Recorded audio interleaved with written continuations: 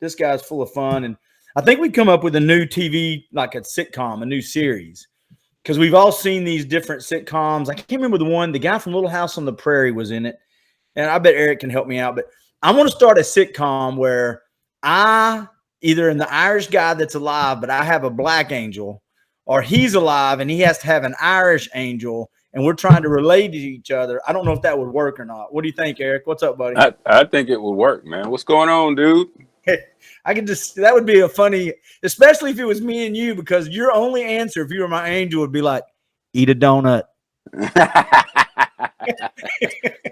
Just eat a donut, bro. Dude, just eat a donut. I don't know. I'm checking out. You make the decision about going left or right. Just eat donuts as you do. Just eat a donut, man. All right, man. So I got to ask you this before we move into comedy. Are you liking it with beard or no beard? Or is that do you normally go through cycles? Is it an annual thing? What's up? Actually, I screwed up, and the best thing to do was to just chop it. And I've just, man, I was lining it up, and it was like crazy on one side, and the other side was perfect. I don't know what happened, but I was just like, yeah. You gonna get it back, or you just gonna let it go for a while? I'm cool like this. This is, I mean, I don't like shaving every day, but I'm cool with the look. I do. Here's what happens to me. Here's what I'm trying. I'm trying to let it go long right here and keep it short on the side. Mm-hmm. And every now and then, you can't really tell it, but I'll get too thin along the jawline, and it looks. I don't like a real thin line. Yeah. So I'll just. And then I got tired of coloring it too, because I liked it when it was colored, and I didn't look so much like Father Time. Dude. Yeah, my daughter makes fun. Yeah. You can't see it right now, but it's all white. It's getting whiter by the day. Oh, I'm all white, bro. It's all white. So hey, before I ask you about comedy, right now you are on Big, right? I'm on Big FM 106.9. As a matter of fact, I'm about to give away some tickets to the World of Wheels. Oh my! Shameless plug. I thought about that the other day because I have not been to one of those in forever. Right. COVID did something, I think, for a lot of people. You don't know what you have until it's gone.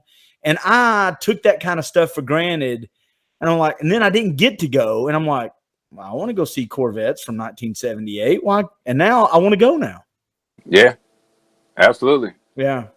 I don't think that we're gonna go back to what we were doing though. I think this is it. If you get it, you just get it. But they're not shutting down anything anymore, I don't think. I think Omnicron hopefully is not quite as I know it's very contagious, and I know it's probably not good, but I think between Delta and Omnicron, if you got to get one, I think Omnicron's the one to get. That's what I don't want any of it anymore. Well, I don't either. I've been vaccinated, dude. I've been vaccinated, got my booster, but I had it back last Thanksgiving, and it sucked. Yeah, I got a couple buddies right now that are, I don't know which variant they have, but it's they're on the rough side of it right now. Yeah, it was when you have to carry your wife to the bathroom because she's just too tired to get there, and you're tired too. It was during Thanksgiving, so I couldn't smell anything, I couldn't taste anything. It was terrible. If I get really tired, I'll call you. My angel, you can carry me to the bathroom. That'd be great, man. I just say eat a donut, bro. Just eat the donut. Eat it. Hey, you're back in the comedy thing too. If it all keeps on track and shakes out, tell me that story, because for what a lot of people may not know, they know you on the radio, they know you do all these other things, but you're a stand-up comedian, man, and you're back. Yeah, it's crazy. I started doing comedy like in 96, 97. You know what they call that, don't you? The late 1900s. The late 19, yeah. We had our Uber was horse and buggy. And but yeah, I was doing that, but it was at a time where I was trying to figure out, did I want to do stand-up comedy full time? Did I want to do radio full time? And Mike Alfano at the Comedy Catch, who got me started, he says, well, I think you have the chops to go on the road. And I did it for a little microsecond. And he says, well, now you just got to determine, do you want to make money on the road, going hotel to hotel, plane flight to plane flight? You're not going to be super huge and you're not going to be rich, or you can make the same amount, or if not more money, working at a radio station. You're going to be stationary. You can be with your family. You can And I chose that and just decided, well, maybe I can do some, little spot dates whenever I wanted to, but I would always have, I would just be at home. So Do you find yourself jonesing for it, man? I mean, do you ever like, I need to get out, I need to get on the stage? Is it one of those things that gets in your blood and you just need to do it? honestly, no, man. It's just I guess if I go and sit in and just watch some guys, and then you're like, yeah, I need to get up just to, it's like going to the gym and you're like, are you going to shoot basketball or are you just going to, yeah, you know what, let me just go ahead and shoot around a little bit. And I would do that. But then I had enough people calling and saying, hey, I got a comedy show. Would you like to do some time? Or sometimes Mike will call and says, hey, I've got a comedian that's not coming in. Would you mind coming in and filling in and doing some stuff? Oh, yeah, absolutely. So it was enough to feed the need. Do you find yourself when you because you're also a musician, you play the guitar, and so do you find yourself though when you're listening to another comedian? I don't want to say the word critiquing because I know that sounds kind of bad, but do you find yourself listening to their jokes or material and going, I would tweak it, I would do this, or that would have been better a certain way, or something like that? No, man, I think most comedians kind of do that, especially if you're cool with them. And you say, hey, man, when you said so and so and so and so, after that, you should say so and so and so and so. Because I've had comedians do me that way and say, hey, man, after that line, say this. And then the next show, I would try it. And then sometimes it's like, oh, man, that worked. Or if I just liked it, I would keep it. But, it just depends on how cool you are with with the comment. But other than that, I mean, I think all comedians kind of do that, I believe. Yeah. What's your next show? You got one coming up. You said it was kind of weird or crazy how it happened. Don't you have a show coming up soon? Rodman came in 2 weeks ago, 3 weeks ago at the Comedy Catch. And I've been knowing Rodman for a long time, mainly just because of him coming into town and us interviewing him on the air. He didn't know that I did comedy. So the very last time he came in, 2019, I was telling him I had this is at the Comedy Store where the waiting list is like 2-3 years it's called First Impressions. Yeah. And I told him, this was in 2019. I said, yeah, I finally got my date. And my date is going to be in 2024. And he started laughing. And the comedian that was with him at the time said, yeah, man, I had to wait about the same amount of time. And Rodman was like, well, you want me to make a call? I can make a call to get you, to bump your time up. I was like, nah, just leave it where it is. I'll earn mine like how everybody else earns it. And then after that, and fast forward, we get to the comedy show 2 weeks ago. He calls Mike and says, I want Eric to open for me. And then he called me and said, hey, man, it's Rodman. Would you want to open up? And I'm like, yeah, I can do what you need. He said, give me about 20, 25 minutes. Fine.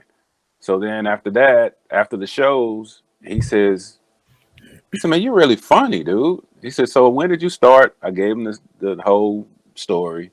And then he was just like, after I came on your show in 2019 and you said that you did comedy, I started following you. And I didn't know that he was following me.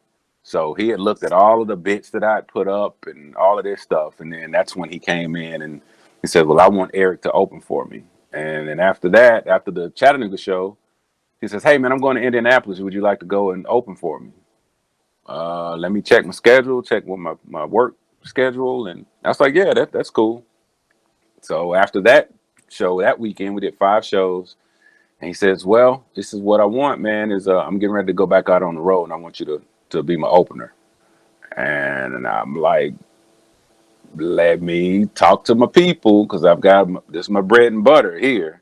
Yeah. And they were really, really cool. We sat and had a meeting. We worked there, ironed everything out. So I'm his opening act for his return tour for 2022. Holy mackerel, dude. That's cool? How long is the tour going to be? How long will it take? He keeps adding dates. So I don't know. First show is going to be January 1st and 2nd in Nashville. And then from there, I can't remember the dates, but we're going to Raleigh. We're going to Toledo. We're going to Cleveland. We're going to Dayton. We're going to Houston. We're going to Denver. But he's just saying he's just adding dates as we go. So So when you get that call, first of all, when you get the call to do it here locally, like, hey, I need some, I want him to open for me. Do you have new material? How do you get there? Because since you're not on the stage all the time, how do you develop new material to get ready, or do you just put bits and pieces of your best? And is that what happens? Yeah, little mixture of everything. I've got my go-to stuff that I know that works, and then sometimes you have your main little set, and then depending on how interactive the crowd is, you could do something that's silly and they just bite on it, and then you say, all right, well, let me keep going with this, see how far I can go with that. When that dies down, then you jump back on your main jokes and you keep going, and then it depends on how much time you have. So 20 minutes seems like a long time, but it's really not a long time. I'll tell you, I go down these rabbit holes, dude, and I shouldn't say this, and it doesn't happen all the time because I'm old. I usually go to bed pretty early, but every now and then I get on YouTube and I go down these rabbit holes, and I went down on this rabbit hole a couple times about hecklers and comedians, and watching comedians just tear people apart. It's like it's like somebody like me and you getting in the ring with Tyson. Like, yeah, we're pretty athletic until you start fighting a fighter, and you're like, oh, that's well, you'll last longer than me against Tyson. No, I'm not, unless I'm faster and running from you. I'm running, man. So I guess the reason I asked you that, have you ever been in a situation where the heckler kind of interrupts and you have to handle it, or does that not happen as much? Do you like that? Are you good with it? Honestly, it kind of takes away from everybody else, because now you're just being selfish, and people come to the comedy show, they want to laugh. Now then, it also depends on what kind of crowd it is. Yeah. So for urban crowds, a heckler is just added material to the comedian, depending on the comedian. If so it's like now. Yeah, now, are you sure this is where you want to go?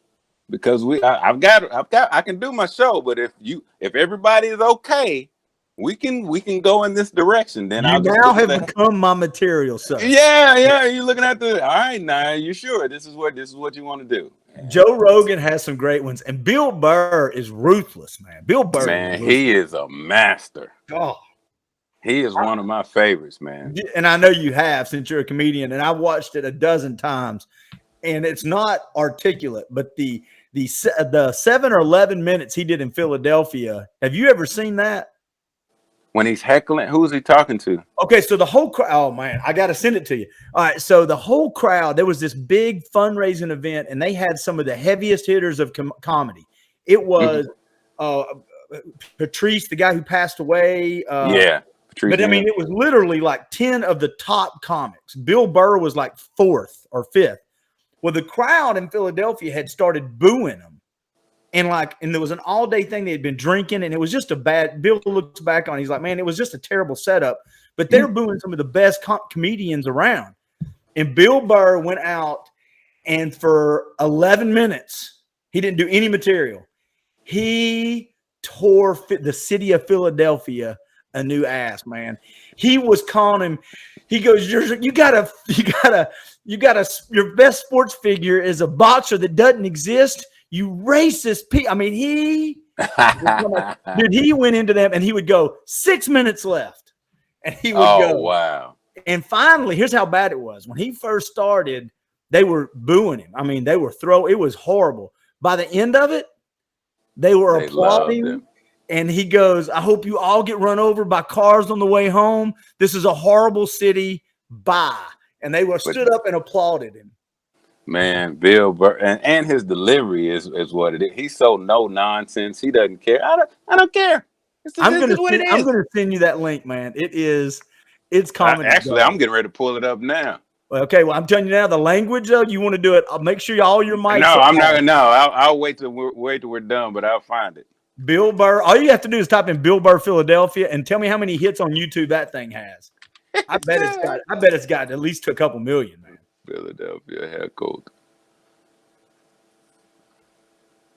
Oh yeah, it's different ones, but the top one is 7.3 million views.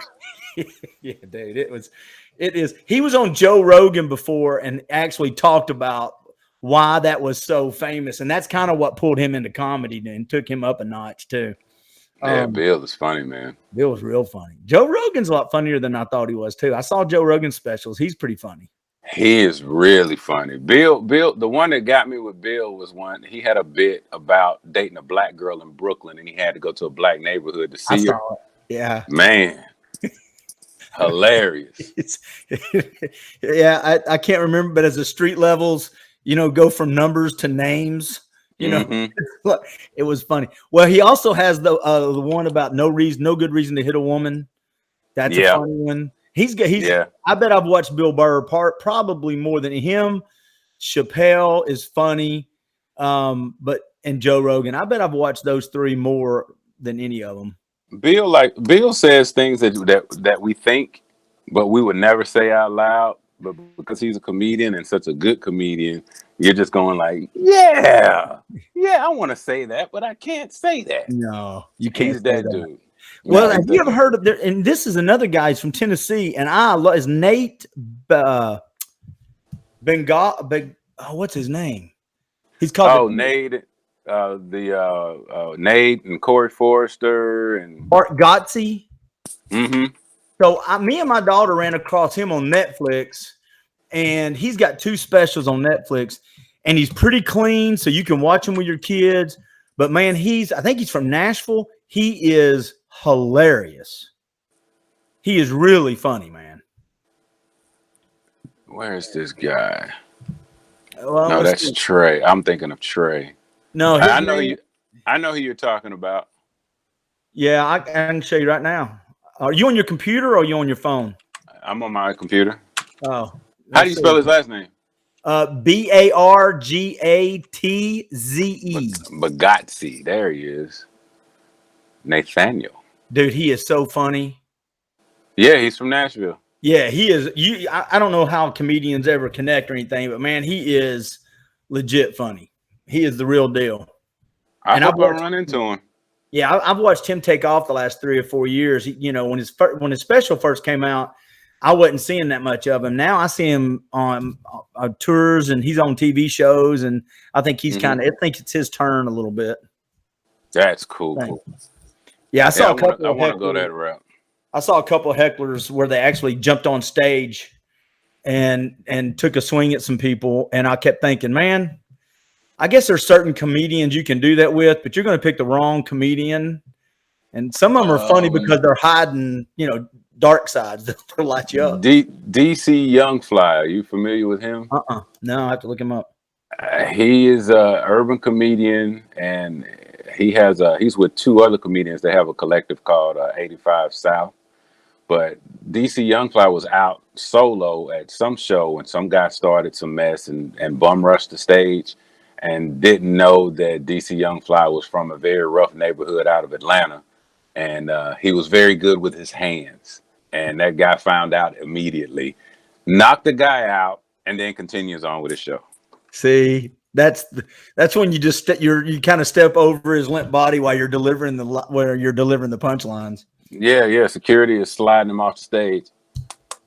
Well, that's the other thing. I heard Joe Rogan talk about this a little bit. He goes, when you're young or when you're just starting off, you kind of play where you need to, especially if you want that to be your full-time gig. He said, but as you get older, he goes, these clubs are supposed to have security. That's because you're being very vulnerable up there and you're saying some stuff that could trigger folks. Yeah. You don't want to have to worry about that. You want to make sure you got the folks that know what they're supposed to do. And he goes, and there's some places, he says, I've been to that the security was just, the security's at the front door. I don't need the security at the front door. I need somebody here. Now, Joe, I think Joe Rogan can probably handle himself. He's 5'8", he's a tank. But whatever. Yes, he can. I'm gonna look up DC Young Fly and I'll check it out. The hands. All right, you got time, real quick, to do a couple of Christmas questions, man? Sure. All right, here we go. First of all, is Die Hard a Christmas movie? Yes, it is. Absolutely. Okay. Well, then we can continue. That unlocked the rest of the conversation. Absolutely. We would have just gone silent after that. Do you have a favorite Christmas song? Don't say Mariah Carey. Don't say Mariah Carey. Don't say Mariah Absolutely Carey. not. Thank you. Man. Classic. Rudolph. Rudolph? Okay. Rudolph. I saw a meme the other day that was hilarious. It said, "Rudolph the Red-Nosed Reindeer is my favorite song because it's a song about people that are buttholes when they need you only when they need you.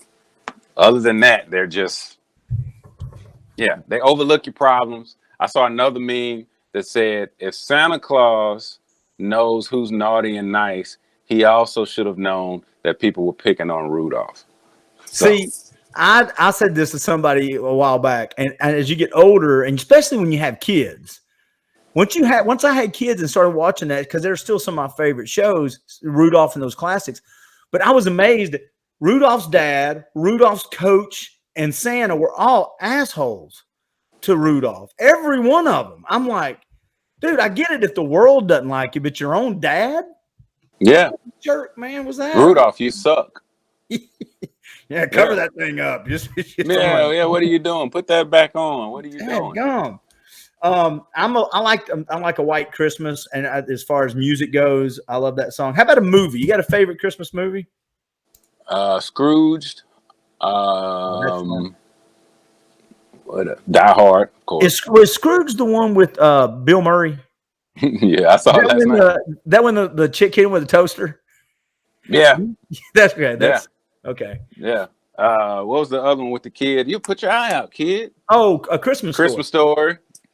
Yep. Yeah, I'm an Elf and A Christmas Vacation. Those are my two. Elf was good. Yeah, I love Elf, man. So Netflix has a documentary series about the movies that made us. Mm-hmm. If you ever get to watch it, it has some of the most famous movies, and it's how those movies got made. And the one about Elf is pretty cool, man. It's very, once you start seeing the magic behind the scenes, is very interesting. So that one was a good one to watch, because it's the people that originally Will Ferrell was not supposed to be the main character. Who told me that? I think one of our coworkers told Tula. I think Tula was telling me about that. Yeah, it's fun. I need to check it out. That's a good one. Do you have a favorite Christmas gift that you got as a kid? Is there a gift that sticks out in your mind that you're like, that was a cool gift? Or even adult? I don't care. As a child, my mom got me. Remember when the component sets? We had the double cassette and the turntable and the CD player, and it was all one compact unit, but it had the speakers that would attach to it, and then you can take them off and man. Oh my God. And then she got me like a bunch of albums. It was like a Curtis Blow album, and man, Mr. Basketball by playing. Oh man, basketball is my favorite sport. All right, so my first 8-track I got was Saturday Night Fever. Mm-hmm. The soundtrack, you know, that'll explain a lot.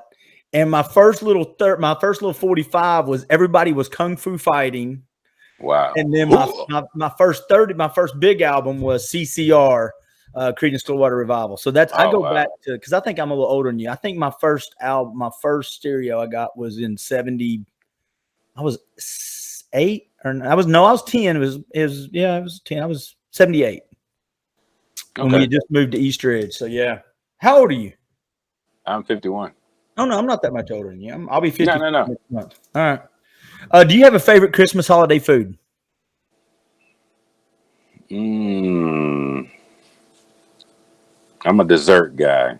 Yeah. So I like the lemon pound cake with the drizzle on there, and they put like a truckload of butter in it. You said drizzle a little creepily there, Dave. Just drizzle. You just said it a little little love. You said it with a little love, you know. When it's extra, and then after it cools down, and then it starts kind of like crusting on top, and then you can Well, and two, when you cut it, the bottom of the icing forms that little pool right at where it meets the plate, and you try to cut into it so you get that too. I don't want to leave that on the plate.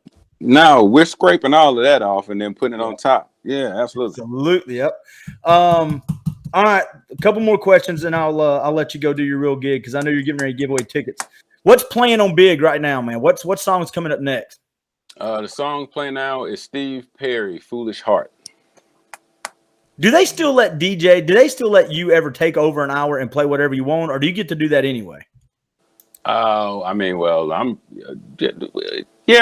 We pretty much play whatever. I mean, all of these are hits, so you can't go wrong. Yeah. But sometimes I don't know. I used to that the DJs would say, "All right, this hour I'm playing whatever I want." I didn't know if they had a list you had to pick from, or if you could pick your own. Certain formats, yeah. Like on Power, there are certain songs that you have to play. But over here, I mean, everything is pretty much is a hit anyway.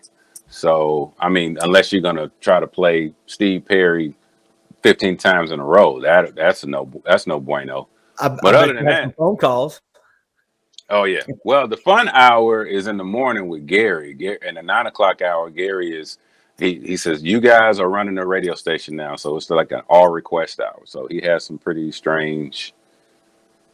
See, that's what Barry asked. Do we still get requests? Because it used to be when me and you grew up, you could call in, request a song, get ready to record it on your cassette player. You knew it was gonna come up. This is going out to Clint Powell in East Ridge. This is for you, Joanne. Hit record. Yeah. Do they still do that? Gary does that in the morning, and then on Power, we still have requests in the evening time. So yeah.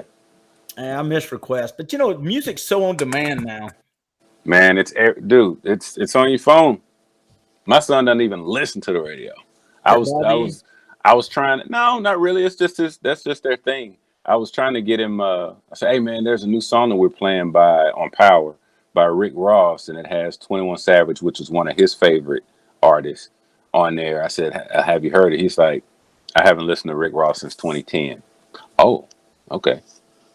Well, he can't stream that. He hadn't listened to that's. They're on the next thing, right, man? Man, he doesn't listen. He doesn't like anything that's a hit on radio. So this will be something you can relate to, Dad. So the other day, my daughter's over here. This is 3 or 4 days ago, and we were saying something, and I was talking about my podcast, right?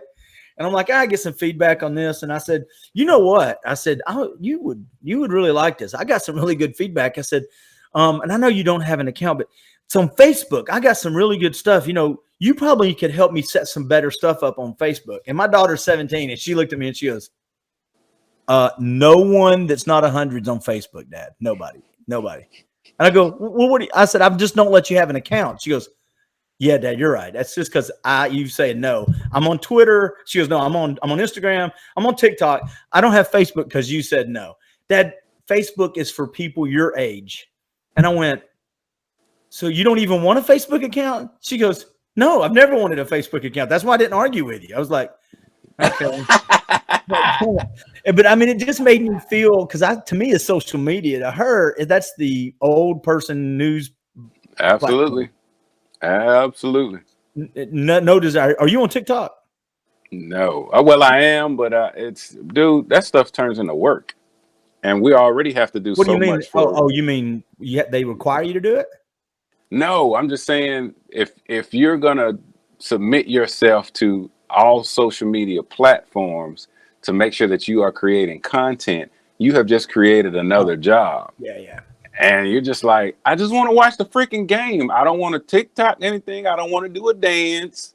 I just want to crack this beer open, eat these chips, and watch the freaking Dolphins. I mean, for work, it's fun because there's a certain time of the day when you do it and certain time to post to get all of that. But it's media and entertainment. Yeah. You got to take a break. And now you got kids that are trying to harm themselves because they don't have as much as the next person. Social media has ruined a lot of stuff.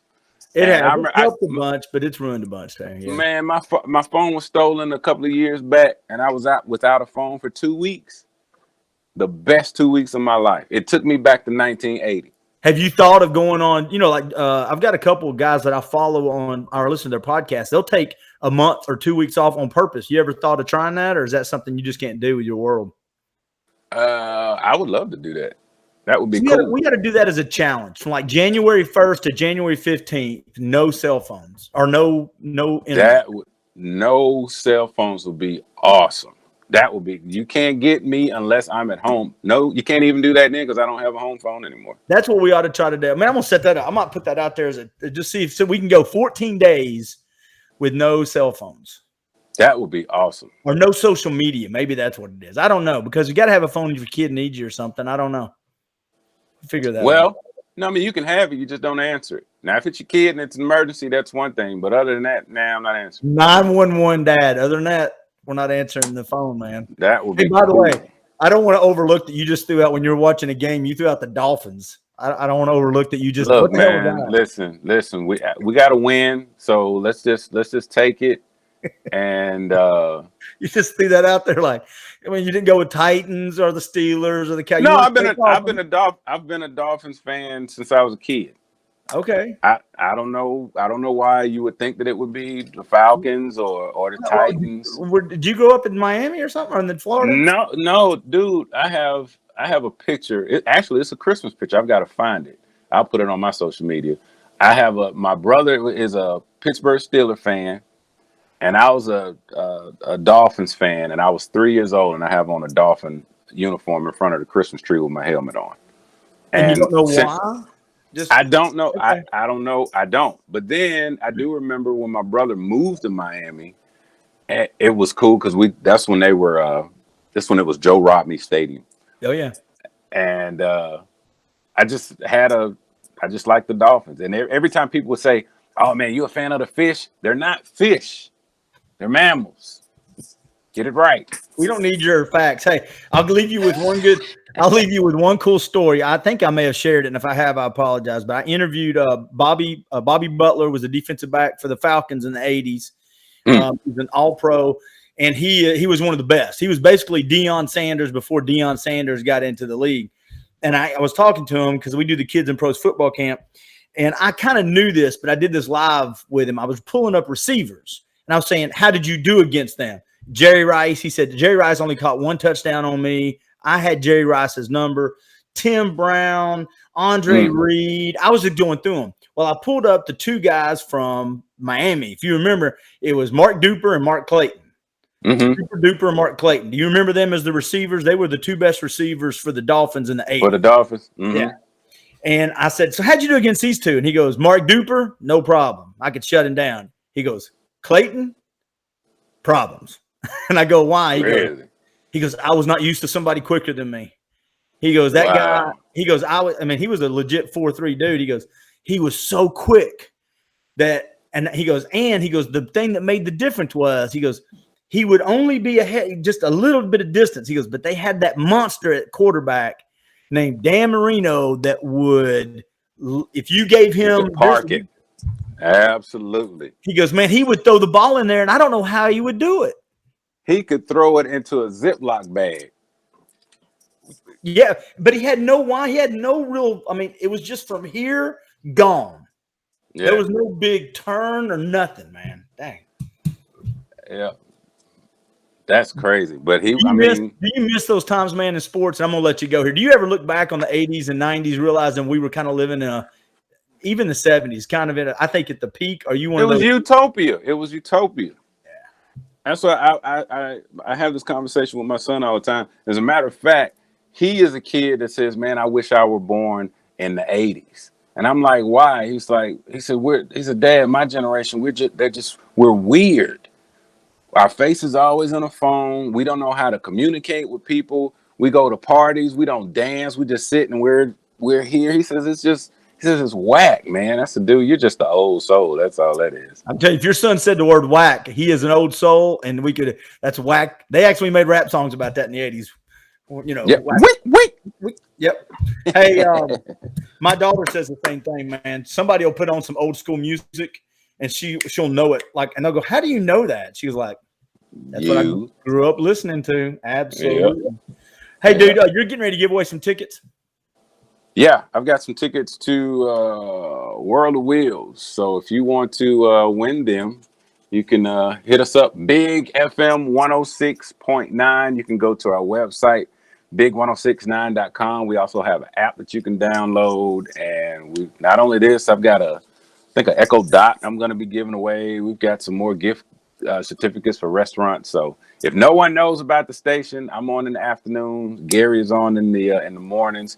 Got Rick Gary's on middays. So it's all of your favorite music. So let me see. This is what I have coming up the next couple of songs. I've got The Clash, Rock the Casbah. I've got Ghostbusters coming up. I got some Prince, some Stevie Wonder. I've got some Peter Frampton, Wilson Phillips, all of that type of music. You love it. See, I like that because it's eclectic. You can't predict what's coming up next unless it was a hit. That's the criteria for adding music, man. If it only hits. All right, man. Dude, I appreciate your time, and I hope you and your family have a fantastic Christmas. And as it always, if there's anything I can share or help, let me know because I love watching you do your thing. Absolutely, man. Thank you, man. I appreciate you, man. Absolutely. Have a good Christmas, buddy. You as well, bro. Take care. All right. Bye, everybody.